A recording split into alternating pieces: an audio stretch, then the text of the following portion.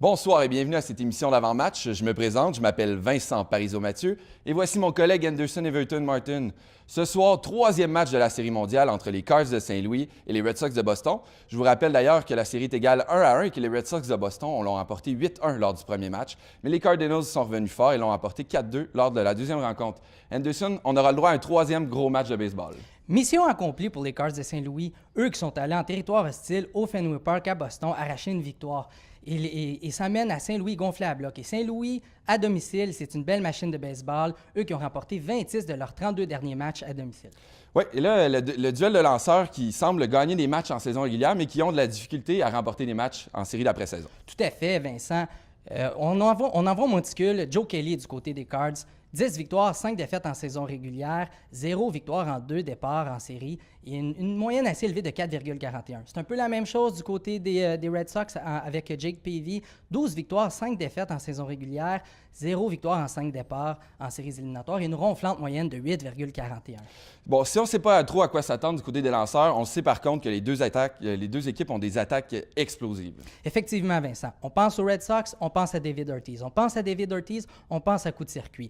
Va jouer au premier but aujourd'hui, puisque le match a lieu à Saint-Louis. Les Saint-Louis jouent dans la nationale et à la nationale, on n'utilise pas de frappeur de choix. Ne connaît pas autant de succès en séries éliminatoires au premier but, mais reste un frappeur redoutable. Et du côté des Cards, on va surveiller Carlos Beltran, qui est blessé présentement aux côtes, mais reste un frappeur redoutable. Oui, lui d'ailleurs qui a une moyenne de 400 contre Jake Peavy en carrière.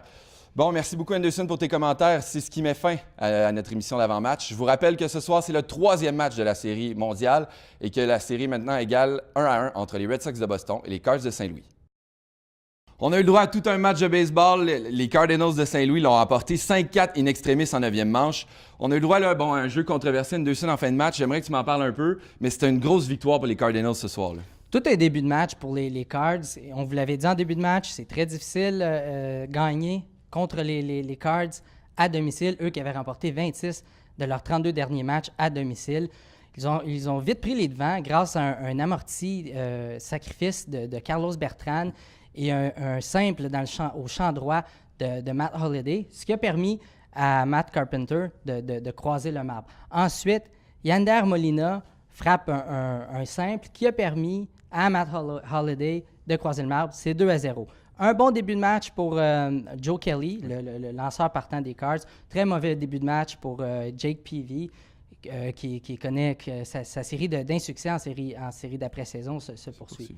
Ensuite, mais Boston, donnons crédit à Boston. Ils n'ont pas abandonné. Ils sont parvenus à créer l'égalité grâce à un jeu intéressant, Vincent. Oui. Tu m'en parles un peu. Là. En cinquième manche, Jake Peavy... John Farrell, l'entraîneur des Red Sox, décide de retirer Jake Peavy, son lanceur partant du match, pour laisser place à Mike Carl. Oui, ça pouvait sembler un peu étrange sur la séquence, puis lui qui commençait à reprendre son rythme, là, lui qui avait accordé 2 points en première manche, commençait à reprendre son rythme, puis il décide de le retirer du match.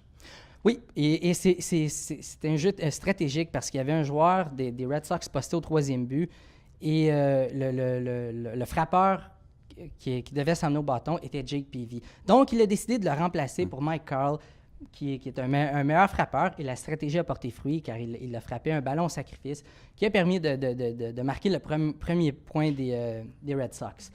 C'était 2-2 et on s'est échangé on a raté des chances de marquer. En quatrième manche, des deux côtés, on a laissé des joueurs sur les sentiers. En septième manche, Saint-Louis parvient à reprendre les devants 4-2 grâce à une mauvaise performance de Greg Parslow au monticule. Oui. Boston est revenu encore, donnons leur crédit, n'ont pas abandonné. Boston parvient à créer l'égalité. Et Vincent, tout s'est joué en 9e manche. Oui, tout s'est joué en 9e manche sur un jeu controversé. J'aimerais que tu m'en parles. On a lu les règlements ensemble. Est-ce que tu crois que le joueur a fait de l'obstruction? Middlebrooks a fait de l'obstruction là, sur la dernière séquence. Bon, revenons un peu sur la séquence. Boston était certain d'avoir un double jeu. En fin de match, un gros double jeu. Un gros double jeu. On allait retirer John Joy et Alan Gregg.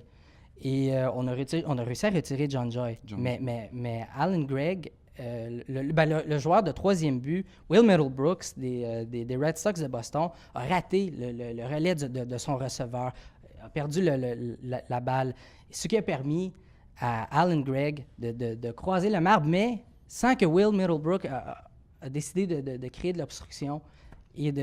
Parce qu'il le savait que Alan Gregg avait la voie libre pour croiser la plaque et donner la victoire aux Cards de Saint-Louis. Donc, tu considères que la décision qui a été rendue sur le terrain était la bonne, là, à ce moment-ci? Oui, car Will Middlebrooks n'avait aucune chance d'effectuer un jeu parce qu'il n'avait pas en possession la balle.